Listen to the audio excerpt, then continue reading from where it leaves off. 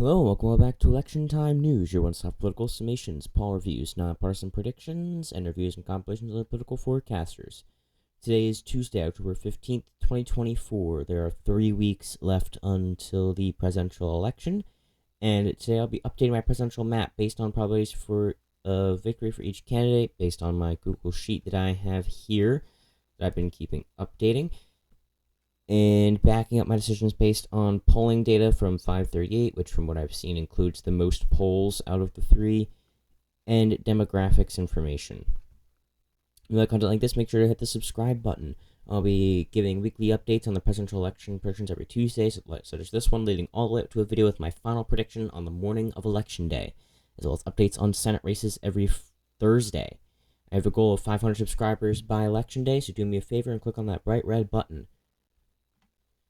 Now, also make sure to join the Discord, get alerts when I upload, take part in an election simulation to test your prediction skills, and more. The link will be in the description. So, now onto the video here. We have our blank 2024 presidential map, and here is my prediction sheet for the states. Now, I have some changes here, actually, from last time. So, starting off, we're going to actually go in poll closing time order here. So, first I was going to be the 7 p.m. poll closings. We're going to start off with the state of Indiana. Indiana is going to safely go for Donald Trump. Now, here, looking Indiana, 100% safe state, probably about 15 points or so. Not necessarily sure if there even are any polls out of Indiana anytime recently. All right, here there's Trump plus 14, Trump plus 16. Here, this one, Emerson College, 1,000 likely voters, done early in September, but still, Trump plus 17 here. So it's definitely a very red state. It has shifted hard to the right since its early days as a somewhat swing state in 2008. Obama actually managed to win it in 2008, albeit narrowly, and I'm pulling up Jackson Jude here real quick. In 2008, he managed to win it by a single %. Looking here, it actually went blue, even bluer than North Carolina, but prior to that, it had definitely been a deep Republican state. It voted 21% for Bush, which is a whopping 23-point shift from 2004 to 2008, but then it went right back into the Republican column, voting for Romney by 10, Trump by 19 in 2016, and then by 16 in 2020. So it is safely going to go in the Republican column.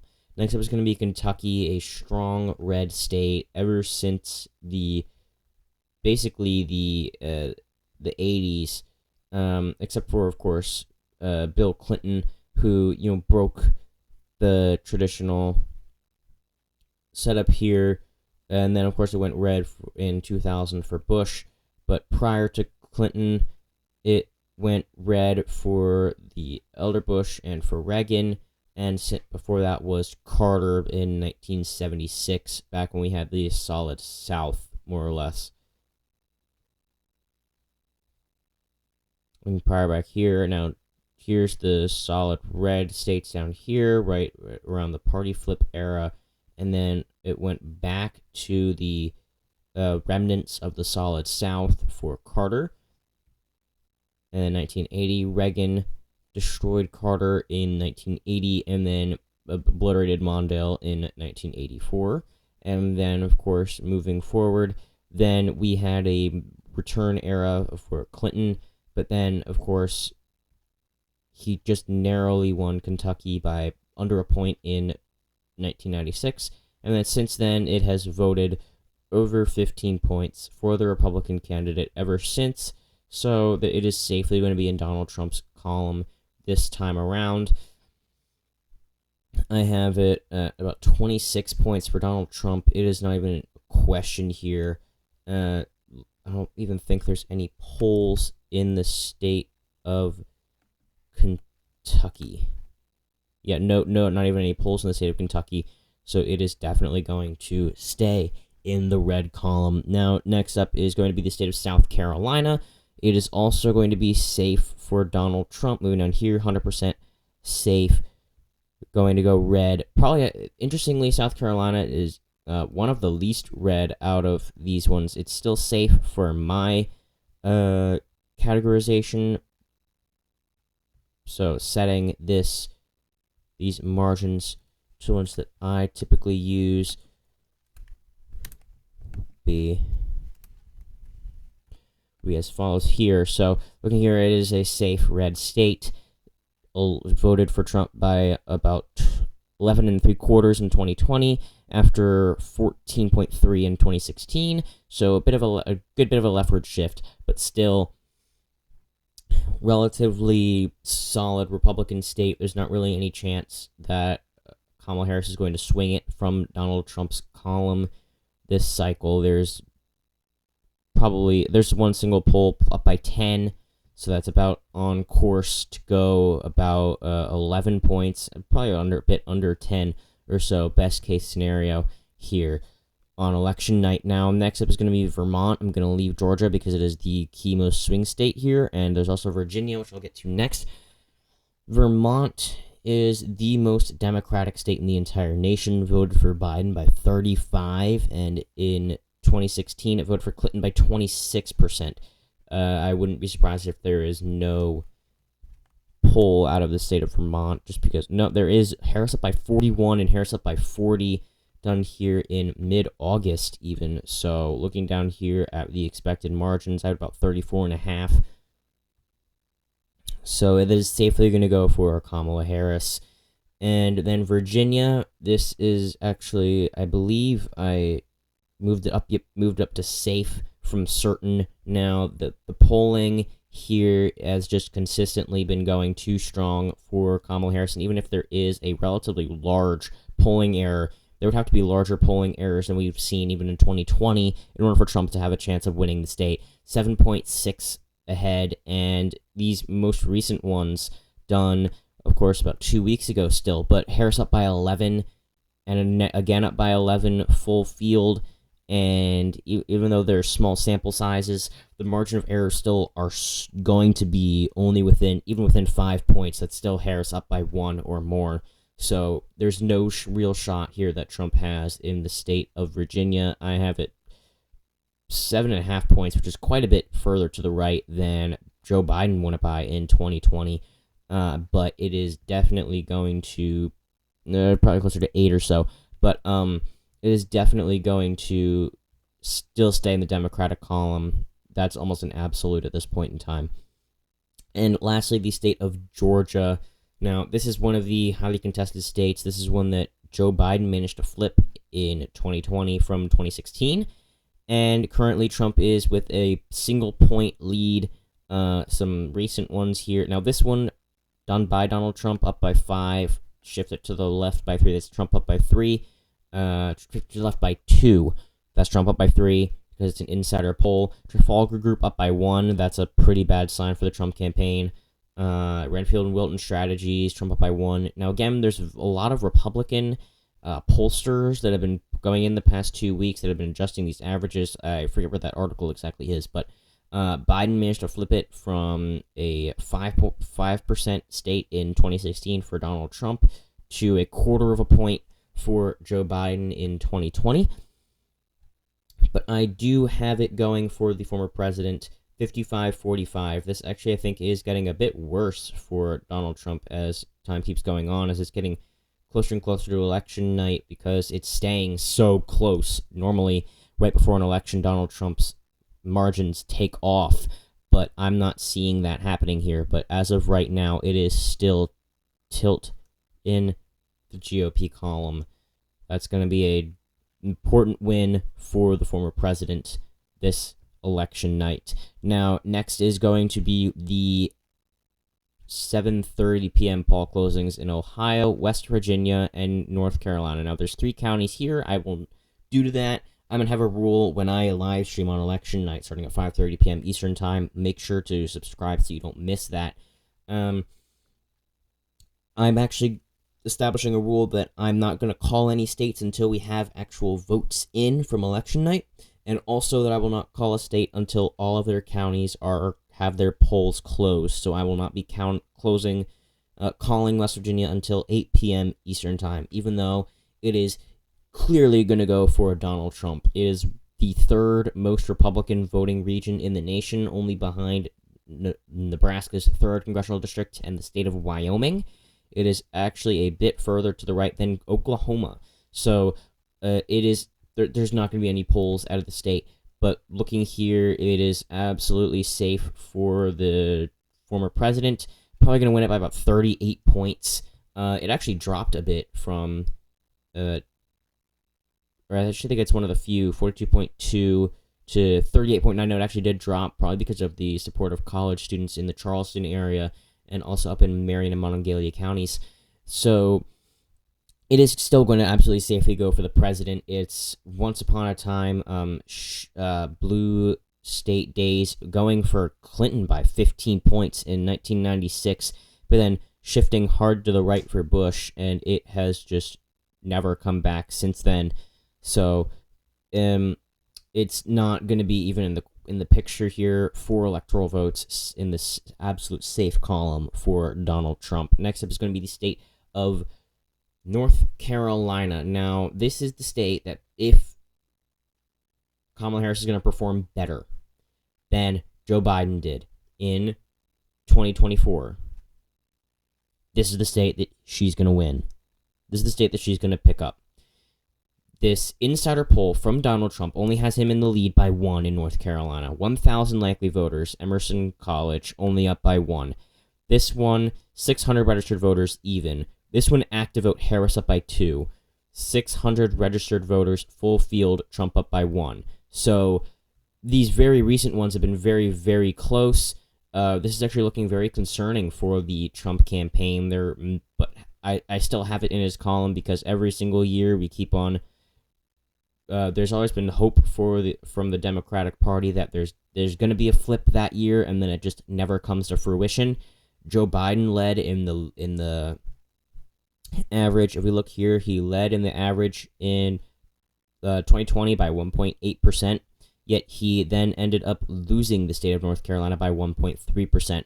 So I wouldn't necessarily get hopeful if you're a Democrat looking at the state of North Carolina. There just doesn't seem to be enough support yet. I do think that Harris will actually do better than Joe Biden did by a small amount, but I don't think it will actually be enough to flip it over to the Democratic column. And then next up is going to be the state of Ohio. This is a very hard shift to the right from the Obama era. 3 points for Obama in 2012, but then shifted 11 points to vote for Trump by 8.1%, and then a flat 8% for Trump in 2020. Polling here has actually been doing even better for Trump than in the previous 2 election cycles. Recently, it has actually narrowed from 9 points. It went down to 7.7 because of this poll here, these few polls here that only have Trump up by 6 and 7, done by Marist College and the Washington Post. But I still think that's probably going to be a bit of an increase here, 90 to 10. That's actually a bit low. I think 3 weeks out now, I can probably bump this up to 92.5, which would mean that it is safe for the former president. Trump is going to carry the state of Ohio, almost guaranteed at this point. His margin of 9 points or so is not looking like it's going to relent. I could see it going as few as 6 points or so, especially if these polls end up coming somewhat to fruition. But as of right now, there's no way that Kamala Harris is going to end up pulling off a victory here. We may see some leftward shifts in some suburban regions outside of Cleveland and Columbus, but it's not going to be enough to offset some of the more rightward trends in the rest of the state. So now that is the 7:30 p.m. poll closing. Now the largest one of the night, the 8 p.m. poll closings. Maine's 1st district is safe for Kamala Harris. Scrolling up here, it is one of the most Democratic regions in the country. 22 points or so. There's no chance that Donald Trump's going to pick this up. Same thing basically can be said for the entire Eastern Bloc. Now, not all of them are as Democratic as the 1st district, but looking here, Massachusetts, probably about 32 points. Maryland by about 32.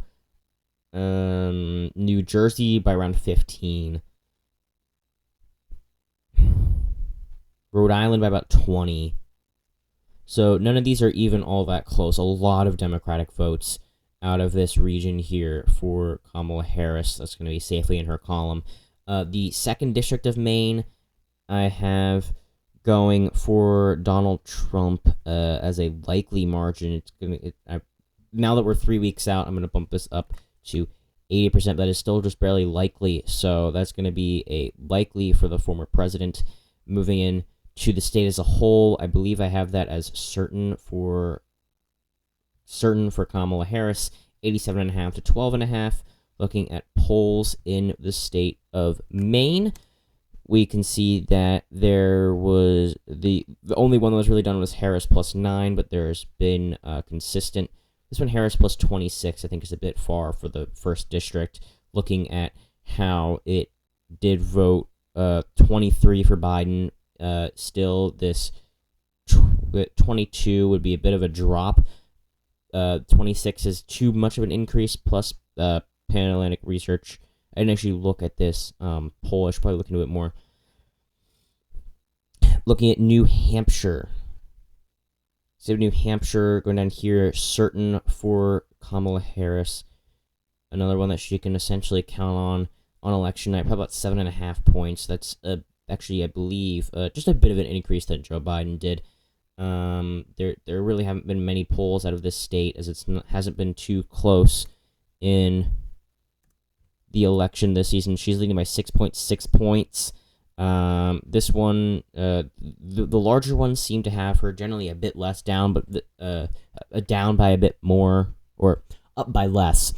And this smaller poll actually has her up by 11, but this one done earlier this month, October 1st through 2nd, has her up by 7, so that's probably most of why she's up by 6.6 in this average. So I say probably about 7.5. That's a bit of an increase, right around where Joe Biden did in the state.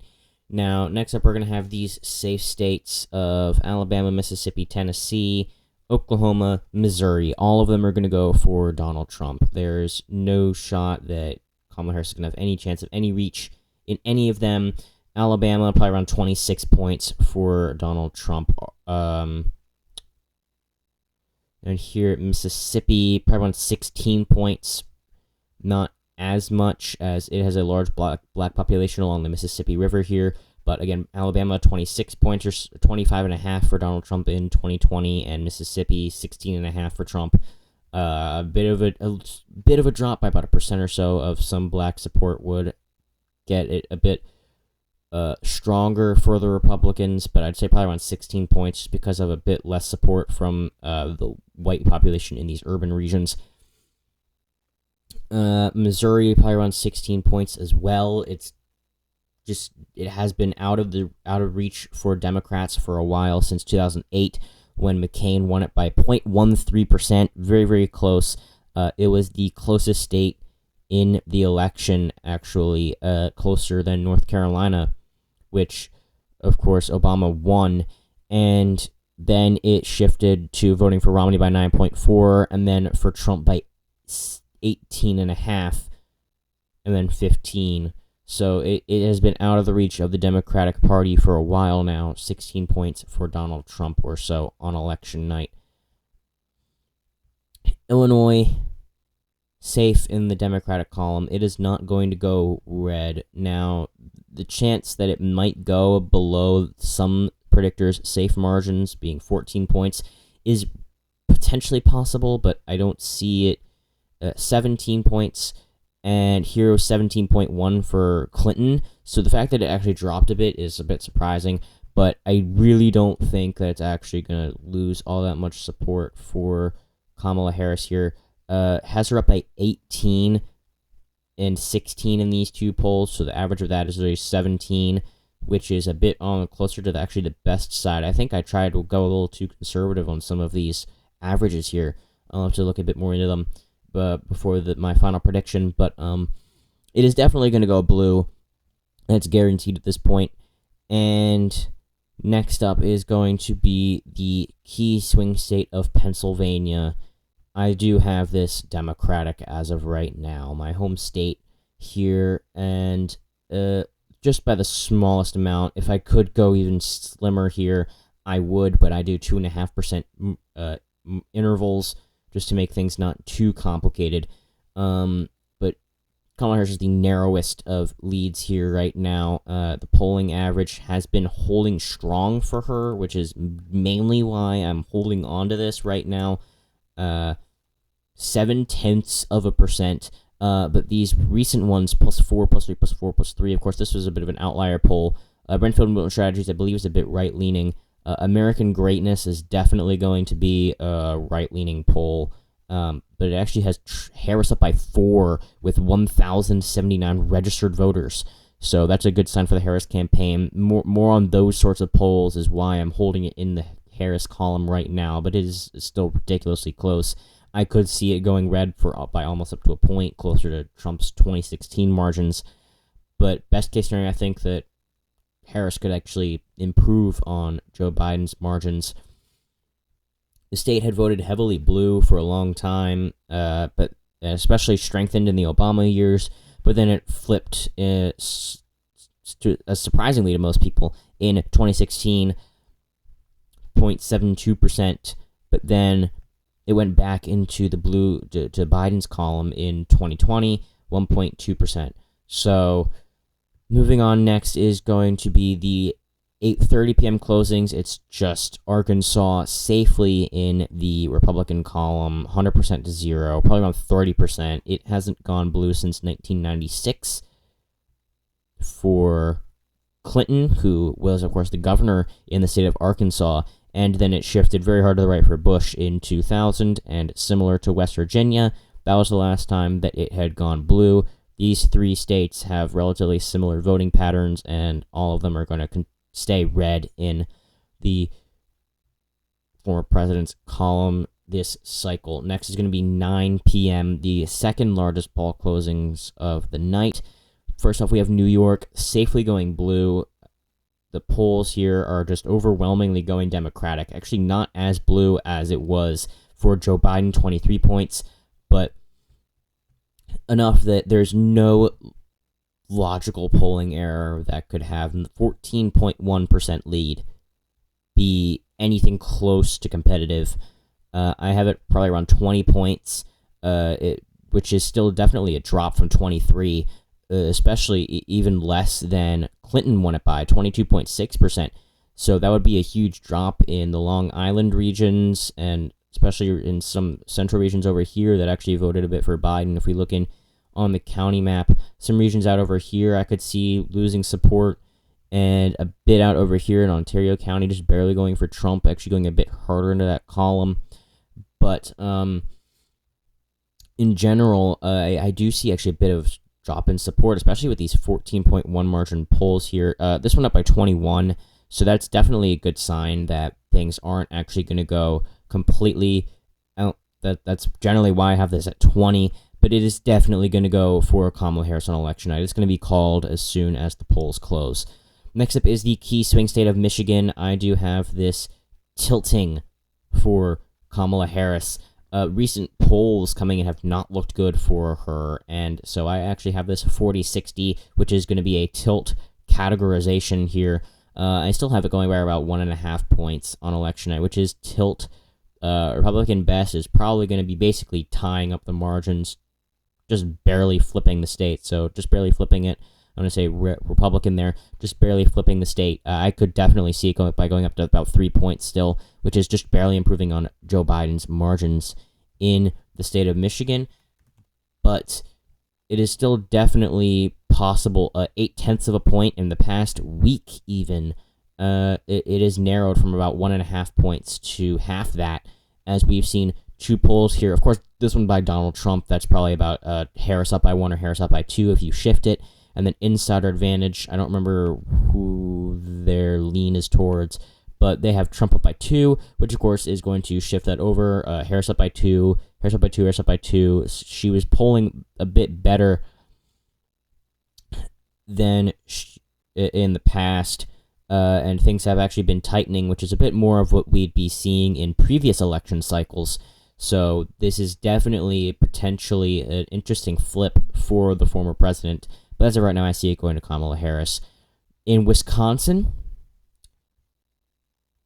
Now this one I'm going to go into great detail because I actually have I've changed it to toss up from tilt D, 50%, 50% for both.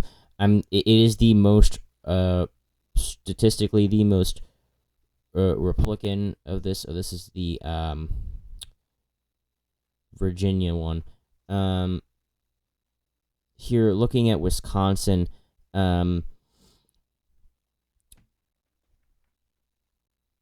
here, Kamala Harris is actually down by only 6 people, but still that it ends up being a half a point down. Again, there's multiple other that poll I'm going to go a bit more into and start looking deeper into actual polling, but 0.6 of a point lead. Again, it's narrow. This is exactly the sort of thing that we saw in 2016, and this from being the best state that Kamala Harris was polling in down to half a point in a week is definitely a bad sign for the vice president. So I've actually dropped it down to toss-up. 0 points, probably right around the middle there. It could go up to a point in either direction. So I'm going to leave it as this gray color, pure toss-up as for right now. Moving to Florida, I have it actually bumped up to certain somewhat recently. It's not looking too good for the vice president for her chances of having any shot of winning, probably around 5 points or so to actually win the state. Trump is actually now ahead by 5. Marist College has 2 polls where he's up by 4. Near Indiana College has polls where he's up by 13 and 14. There's no way that it's going to shift by 10 points in one election cycle that large of a state.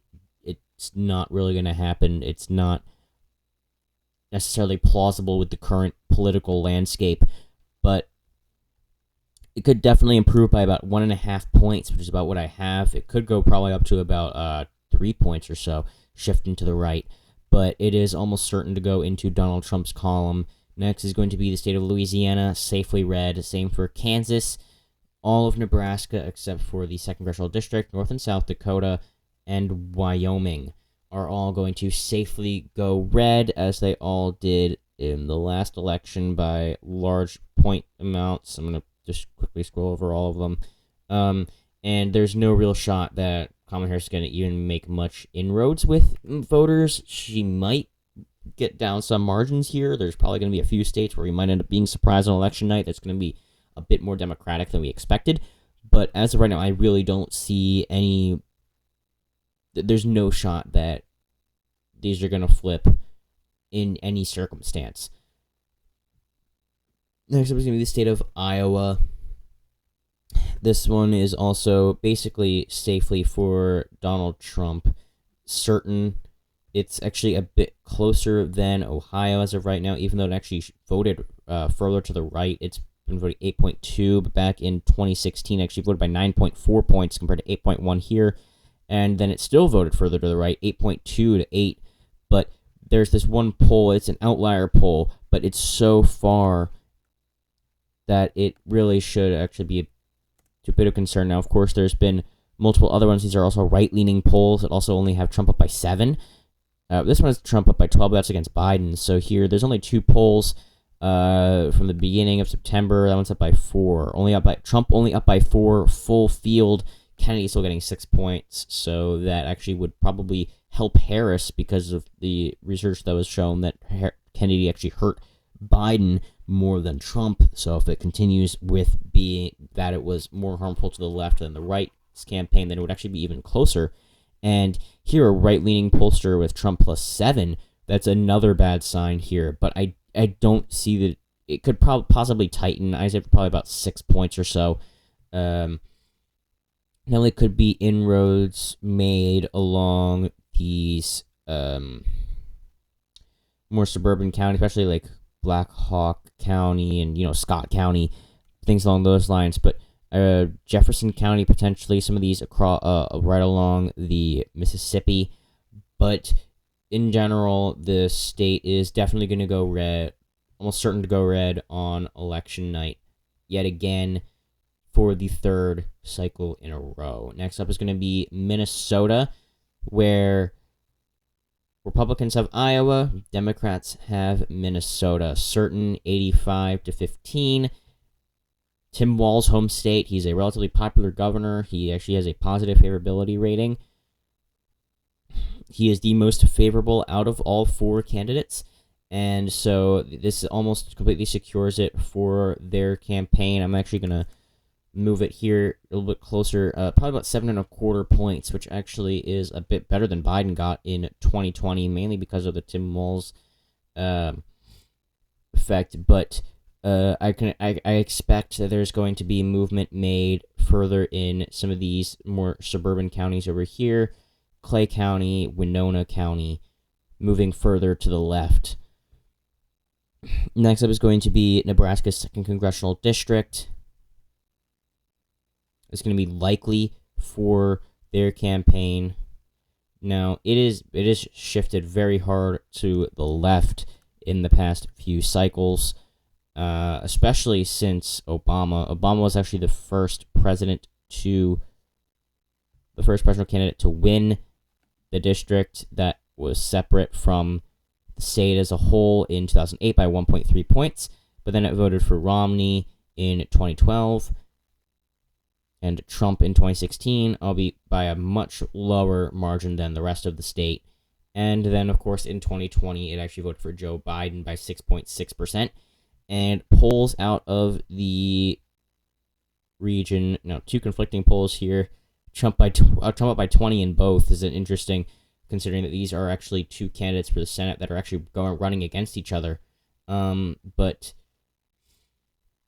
looking at Nebraska's 2nd District, up by 9 and 8, so I expect it's probably going to be close to around 8 points or so on election night. I could see it hitting double digits, but I don't think it's going to shift that hard to the left. And then, of course, is going to be Colorado safe, New Mexico safe for Kamala Harris. New Mexico has been polling very strongly, hasn't seen much movement in the polling average. Of course, there hasn't been much polling done there either, and Colorado's almost completely guaranteed. I say it's going to stay double digits. It went 13.5 for Biden after only by 5 for Clinton, so this rightward shift would still be a huge change from the difference between 2016 and 2020, but it is still definitely going to go for Kamala Harris. And then is going to be Texas. Texas is going to go for Donald Trump on election night. I'm actually going to move this up to probably about 85, probably about 7 points or so. Certain, along with Florida, it's basically been polling strongly. Now, the Senate is a completely different story, but we'll get to that on Thursday. Ahead in Texas, there actually was a point where they were very close, within 4.5 points or so, but 6.6%, and he's been polling very consistently since then. Marist College, of course, 1,186 likely voters. Trump up by 7, so there really doesn't seem to be much movement here. I'd say he's probably going to win by close to 7 on election night. Could get around 5 points or so on a really good night for the Democrats, but I don't see it going to flip. And the same for Arizona. I think that it's going to be a victory for Donald Trump, a flip from 2020, but very closely. Actually have it, I'm going to bump it back down a bit, because it's, again, I'm pretty sure that the polling average has been sitting pretty steady, even though normally it gets better for Trump. Just a little bit of a bump here, but only 0.4 of a point. These ones, of course, Trump up by 5. These are surprising ones done by New York Times and Siena College. This was the same set of polls that had Harris up by 4 or 5 in Pennsylvania, so they were definitely surprising. But I do see that it is definitely going to stay in the Republican. It's going to flip back to the Republican column, at least for this election cycle, just because of the potential growth that can be made in Pima and Santa Cruz County, like we saw done between 2016 and 2020. I go into detail on that in my Arizona video that I came up with a couple weeks ago. though it's still relatively accurate. Now, next up is going to be the 10 p.m. poll closings, which are going to just be Montana, Idaho. Idaho actually has some counties that don't close until 11.